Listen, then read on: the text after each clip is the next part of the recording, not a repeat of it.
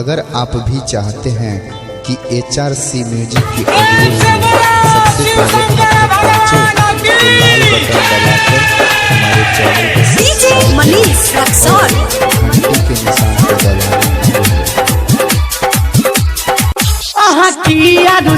छी गौरी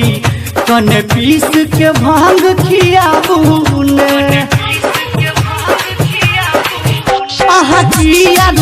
छी गौरी कन पीस के भांग खियाबूने मन ने भावे माखन मिश्री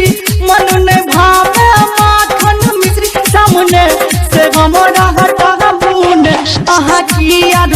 छी गौरी कन पीस के भांग खियाबूने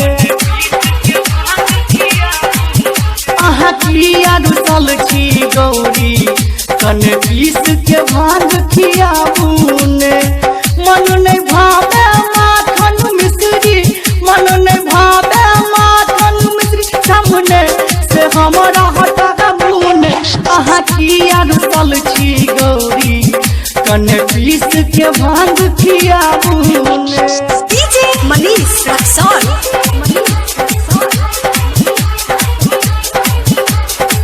भेलै भिनसर भांगक झोरा रखने छी कत बताबूने भोरका चाख लागलिया हमरा एना गौरी सताबूने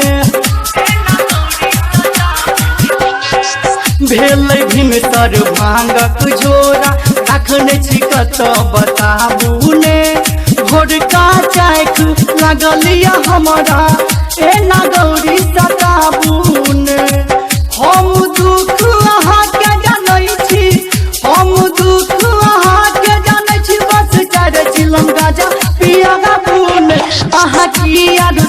छी गौरी कन पीस के भांग खियाबूने छी गौरी कन पीस के भांग खियाबूने।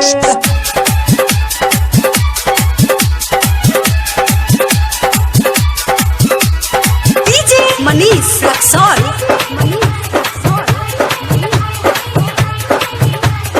पावन महीना सावन के गौरी लागल भीड़ अपारिये राघव राज हरिश्चंद्र के विनती अहि करू स्वीकारिये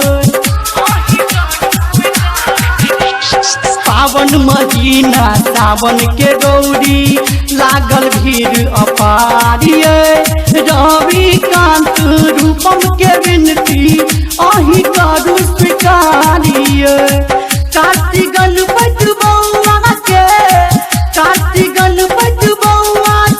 जल्दी सगोद उठाबूने छी गौरी कन पीस के भांग खियाबूने छी गौरी